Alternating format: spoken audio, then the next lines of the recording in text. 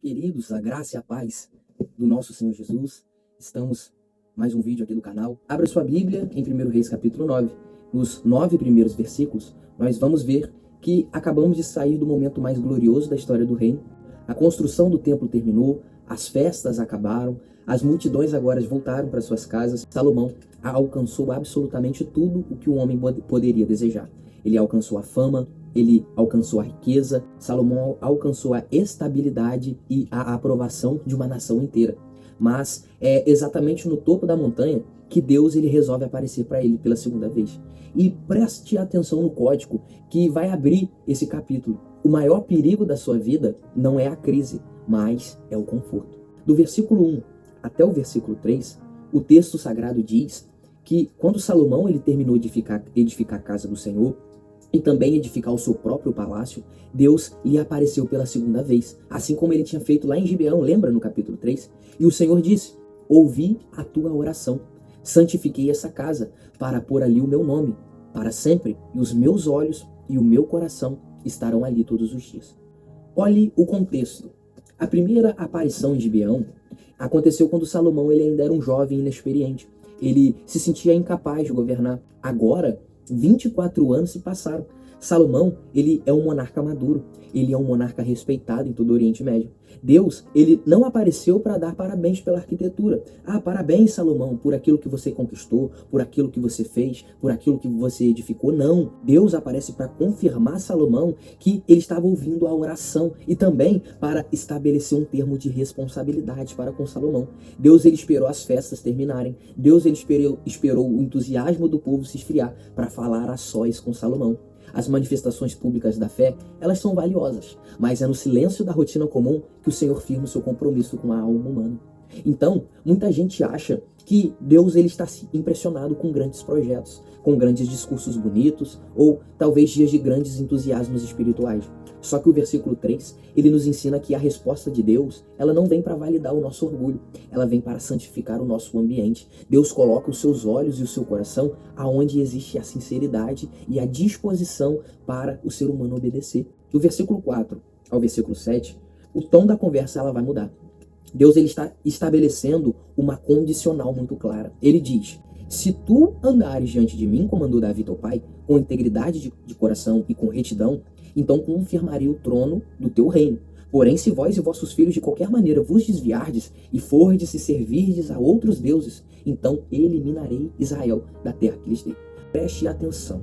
Os reis vizinhos de Israel acreditavam que ao construir os templos grandiosos, para os seus deuses pagãos como Baal e Moloque, por exemplo, os deuses eles ficavam presos e deviam fatores eternos para a cidade.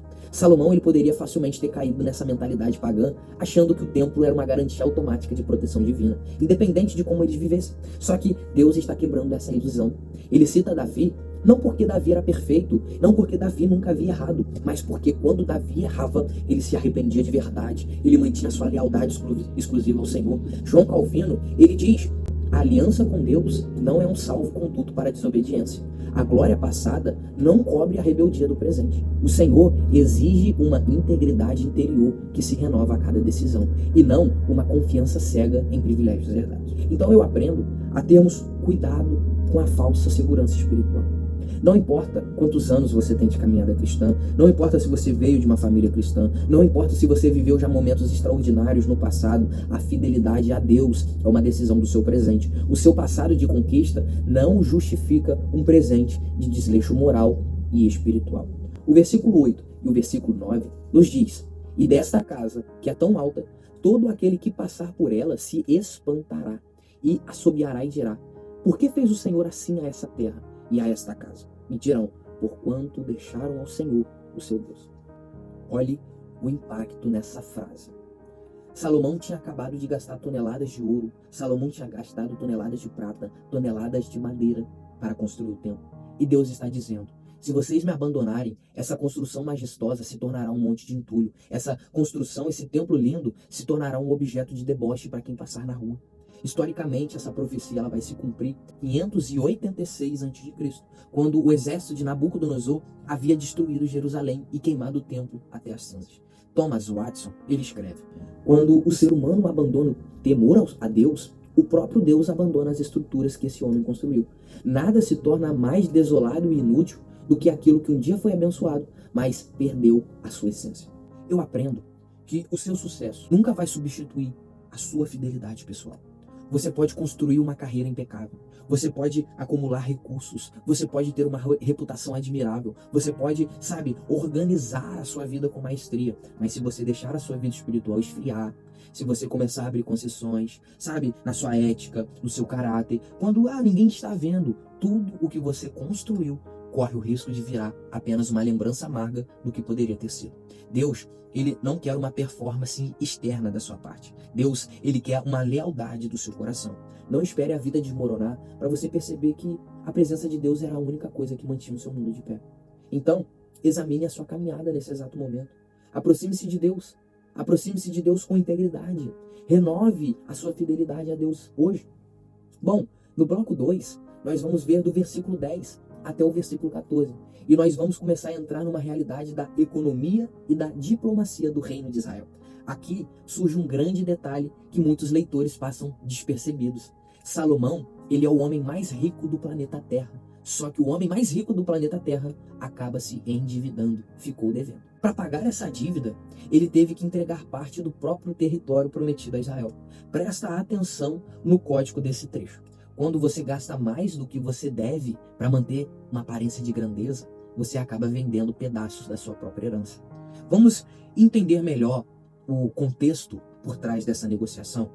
O versículo 10 e o versículo 11, o texto nos conta que ao fim de 20 anos, tempo ali que Salomão edificou a casa do Senhor e a sua própria casa, ele vai dar a Irão, o rei de Tiro, 20 cidades na terra da Galileia, porque Irão, ele tinha servido ao rei Salomão e a Israel com muita madeira e com muito ouro. Irão, ele é o rei da Fenícia, uma potência marítima e comercial da época. Tiro estava controlando as rotas do Mediterrâneo e tinha a melhor mão de obra de corte de madeira e de metalurgia da época. Durante 20 anos, Irão estava enviando madeiras de altíssimo luxo para as obras de Jerusalém.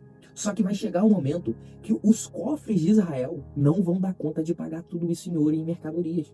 Salomão, então, ele vai decidir entregar 20 cidades agrícolas na região da Galileia como pagamento para o rei Irão. John Gill, ele explica o peso disso. A terra de Canaã era uma herança dada por Deus às tribos de Israel. E pela lei de Moisés, o solo sagrado não podia ser alienado ou vendido permanente a estrangeiros. Ao ceder essas cidades a um rei pagão, Salomão começou a flexibilizar a lei de Deus em nome do pragmatismo econômico. Sabe qual é a lição que eu aprendo? Quantas vezes, por querer impressionar outros ou buscar estilos de vida acima das condições, muitos estão se endividando e começando a entregar coisas sagradas. Mas como assim coisas sagradas? Começamos a entregar a nossa paz, que é algo sagrado dado por Deus. Começamos a entregar o nosso tempo, que é algo sagrado dado por Deus. Começamos a entregar a nossa família e a nossa integridade moral, que é algo sagrado dado por Deus, só para pagar a conta de ambições que Deus nunca mandou a gente fazer. O versículo 12 e o versículo 13 mostra o resultado dessa transação. Irão, ele vai sair de Tiro para ver as cidades novas que Salomão havia lhe dado. Porém, o rei não vai gostar dessas cidades. Ele vai dizer: que cidades são essas que me deste, meu irmão Salomão? E ele chamou essas terras de terras de Cabu. No hebraico, a palavra Cabu é um jogo de palavras que significa algo que é estéril, algo que é desprezível ou algo que é sem valor. Ele esperava receber cidades costeiras valiosas. Ele esperava receber talvez um centro de comércio próspero. Só que em vez disso, Salomão vai entregar uma região montanhosa, de difícil acesso e com terras agrícolas fraquíssimas. Irão estava se sentindo enganado e desrespeitado nesse acordo. As negociações que são baseadas puramente em interesses próprios, elas raramente vão terminar em verdadeira amizade. Então, uma aplicação para a sua vida. Quando você tentar resolver seus problemas usando a esperteza humana, atalhos duvidosos, o resultado vai ser sempre a terra de Cabu, a frustração, a insatisfação, a perda de crédito. A bênção de Deus, ela não deixa rastro de vergonha. A bênção de Deus, ela não causa ressentimentos. Porém, a esperteza humana, sim. O versículo 14 fecha essa sessão dizendo que Irão vai enviar ao rei 120 talentos de ouro. Para você ter uma ideia do que isso significa no contexto aqui do nosso capítulo, um talento de ouro equivalia a aproximadamente 34 quilos.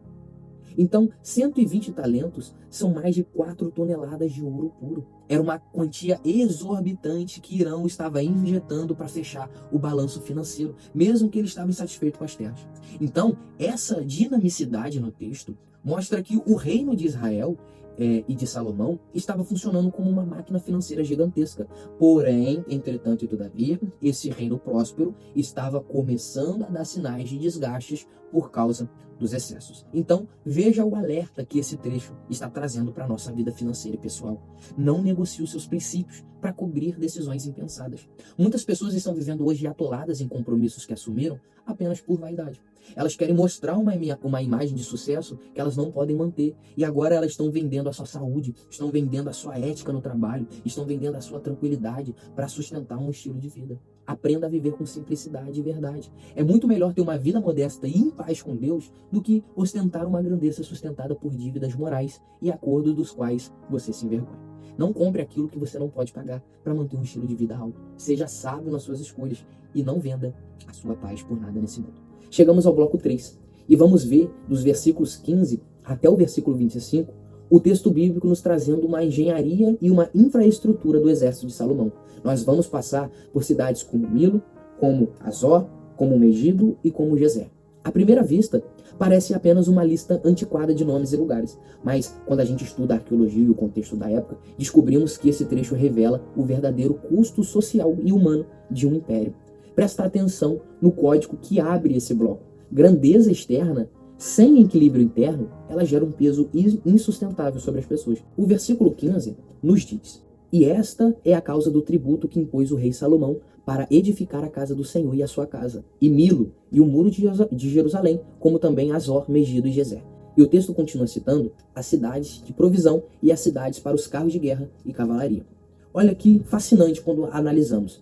Escavações modernas na Terra de Santa encontraram as chamadas Portas de Salomão, exatamente nessas 3 regiões, nessas 3 cidades, de Azor, que fica no norte, de Megido, que fica no centro, e de Gezer, que fica lá no sul. As portas dessas fortalezas, elas têm exatamente a mesma arquitetura, a mesma medida e o mesmo padrão de engenharia. Isso prova para nós que havia uma administração centralizada extremamente forte em Jerusalém. Gezer, especificamente lá no versículo 16, ela é conquistada por Faraó do Egito, que queimou a cidade e deu como presente de casamento para sua filha, que logo em seguida vai se casar com Salomão. Salomão, então, ele reconstrói essa cidade de Gezer como uma fortaleza estratégica para proteger as rotas do seu comércio. Salomão está transformando Israel de uma confederação de tribos agrícolas em uma grande potência militar e urbana militarizada. Porém, para manter essa rede de fortalezas e essa rota de carros de guerra, o povo foi submetido a impostos cada vez mais abusivos e pesados e uma grande rotina de trabalho exaustiva. O que isso ensina para nós?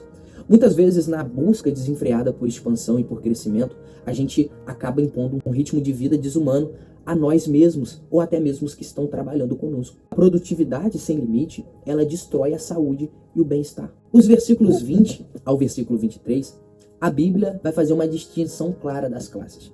Todos os povos que sobraram na terra, como os amorreus, os heteus, os ferezeus, foram submetidos a trabalhos escravos de corvéia.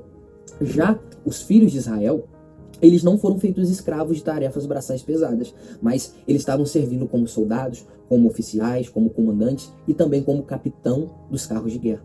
Culturalmente, o que Salomão está fazendo é seguindo o modelo dos grandes impérios do Antigo Oriente Médio, como, por exemplo, o Império do Egito e o Império da Síria. Salomão, ele está criando uma burocracia estatal gigante. Ele tem 550 chefes principais somente para supervisionar os trabalhadores. Matthew Henry, ele observa esse risco. Ele diz: ainda que os israelitas fossem poupados das tarefas mais degradantes, o descontentamento social crescia nos bastidores. A rigidez do Estado burocrático de Salomão plantou as sementes da divisão que explodiria no reinado do seu filho Roboão. Aplicação. Então, cuidado para você não criar divisões, injustiças ou ambientes opressivos ao seu redor. A verdadeira liderança, ela não se firma na força do controle ou na exploração dos outros, mas sim na justiça e no respeito e no serviço. O versículo 24 menciona que a filha do faraó, ela subiu à cidade de Davi para a sua própria casa, que Salomão havia edificado. Então, ele construiu um Milo. O versículo 25, ele fecha dizendo que 3 vezes ao ano, Salomão oferecia holocaustos e sacrifícios sobre o altar e queimava incenso diante do Senhor. Presta atenção nesse detalhe religioso e cultural. A filha de Faraó era uma mulher pagã. Então, por questões de respeito ritual ao templo, Salomão está construindo um palácio separado para sua esposa fora da área sagrada de Jerusalém. Mas ele mantinha a rotina de ir ao templo, ele mantinha a rotina de ir ao templo 3 vezes por ano, né? Nas 3 grandes festas judaicas, que eram a Páscoa, o Pentecostes e o Tabernáculo. E, historicamente, isso mostra que Salomão tentava manter um equilíbrio delicado. Ele estava fazendo alianças, casando-se com princesas pagãs, né, por razões políticas, mas ele ainda tentava manter a sua rotina religiosa no templo. Era o início de um perigoso sincretismo religioso que Salomão está entrando, que mais tarde iriam trazer consequências severas para o seu reinado. Então, olhe para esse aviso. Não tente equilibrar sua fé com concessões perigosas. Salomão, ele achava que ele poderia controlar tudo. Ele poderia manter o seu império, ele poderia fazer alianças com nações pagãs, ele poderia casar com filhas de Faraó, ele poderia impor tributos pesados e ele, depois de tudo isso, ir 3 vezes ao templo, cumprir talvez um papel religioso como se nada tivesse acontecido. Mas a vida espiritual, ela não funciona assim. Você não pode viver de aparência 3 vezes por ano, ou colocando nos nossos dias, você não pode viver de aparência apenas indo aos domingos ao culto. Só que durante a semana, você adota a prática e valores distorcidos do mundo. Ter uma vida de incoerência, uma hora a conta chega. Então viva uma vida de integridade, em tempo integral, sem divisões. Chegamos agora no último bloco, no bloco 4, e vamos analisar do versículo 26 ao versículo 28.